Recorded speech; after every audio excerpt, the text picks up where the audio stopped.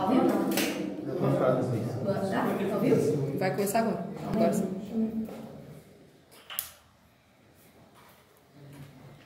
Podemos?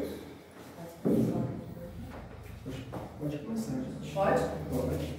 Delegada, no primeiro momento, o que eles chegaram a relatar para vocês em relação à situação da criança? Não, eles não chegaram a falar que realmente uma criança vítima de abuso, estupro, não foi isso? Não foi isso. A menina foi socorrida para o hospital da UPA de Guarulhos e ela chegou nos braços da mãe, onde foi informado para a equipe médica de que, no sentido de que ela havia convulsionado e caído e batido com a nuca no chão.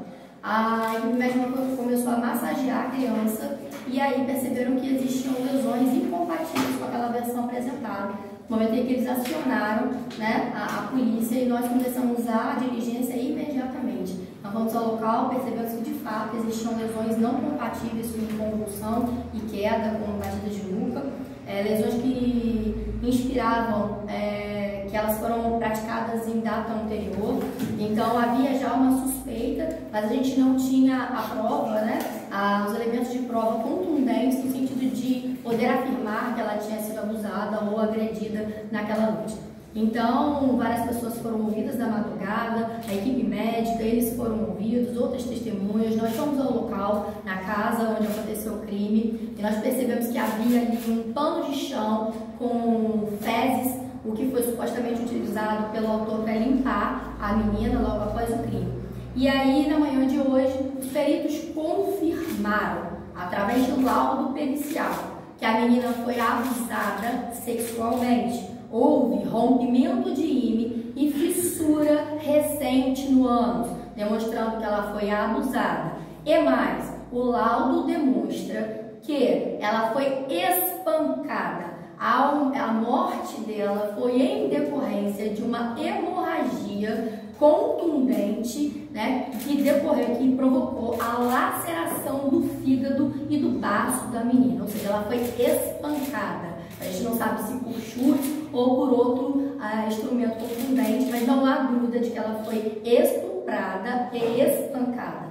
Então, com base nos laudos de hoje, nós fomos na casa deles pela manhã para verificar e tentar buscar novas informações sobre o crime, e a gente já tinha notícia de que eles já tinham fugido daqui da cidade. Inclusive a mãe não foi ao local, não foi ao enterro, ao sepultamento da filha, né, já sugerindo que ela tivesse consciência de tudo o que tinha acontecido. Com relação à mãe, a gente percebe, há relatos de que ela de fato saiu de casa para ir numa mercearia no momento em que aconteceu provavelmente um estupro, mas o laudo demonstra que existem lesões tardias, ou seja, lesões anteriores, denotando a prática de maus tratos.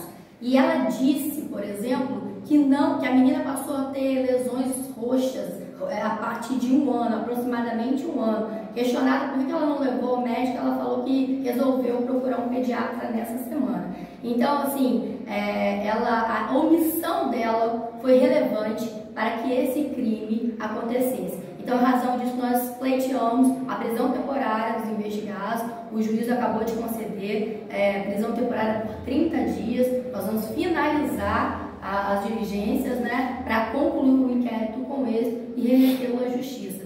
Mas eu quero ressaltar aqui mais uma vez que a máxima de que ninguém faz nada sozinho se revelou verdadeira hoje, e aqui nesse momento eu gostaria de agradecer aos médicos da UPA, que foram muito eficientes, muito rápidos, com depoimentos muito precisos que nos fizeram já desde o primeiro momento desconfiar da mãe e do pai. Ressaltar ainda que, tanto por mim, que estava nas diligências, quanto pelos médicos, foi percebida a frieza e indiferença da mãe em relação à morte da menina. Em momento nenhum ela chorava ou se lamentava pela morte da menina, ao contrário, ficava aos cochichos com o companheiro dela no átrio do hospital, demonstrando, né, sugerindo que ela, de fato, sabia. E outra coisa que depois contra ela foi o fato de que ela disse que a criança chegou ao hospital respirando. Fato comprovadamente mentiroso, uma vez que nós conseguimos, na data de hoje, identificar a pessoa que ajudou a socorrer. Então ele afirma que a criança já não respirava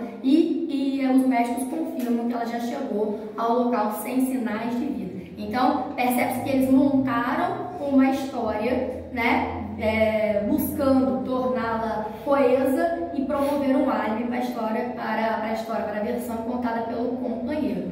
Então, diante disso, a gente entende que ela, se não na prática do estupro, mas com relação ao homicídio, a omissão dela foi relevante, razão pela qual ela também foi presa na data de hoje. Há quanto tempo ela tinha esse relacionamento com o padrasto? Quanto tempo que esse homem convivia com essa criança? 4 meses. Doutora, o acusado, ele já tinha passagem policial? Sim, como é que era? roubo. Tipo roubo, né? Sim. Tem ideia quando foi a circunstância? 2018.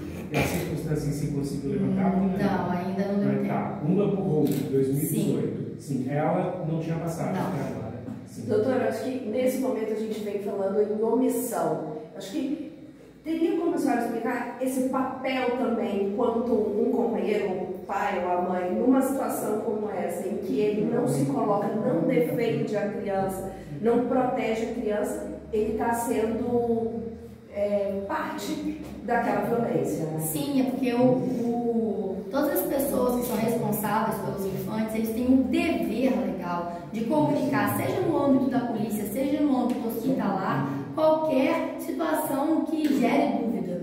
E então, percebe-se, né, comprovadamente através do laudo, que as lesões já vinham acontecendo e que ela nada fez, né? Se não for ela quem praticou, ela nada fez para intervir naquela situação. De modo que a situação chegou no ponto de hoje, né, de ontem, que a menina foi morta, e ainda assim, né, pelas contradições encontradas no termo de declaração dela, a gente percebe que ela tenta proteger o companheiro. Teria feito uso de droga? Sim, há informações de que antes do crime ele estaria usando cocaína com outras pessoas. Fato comprovado, inclusive, através de depoimento.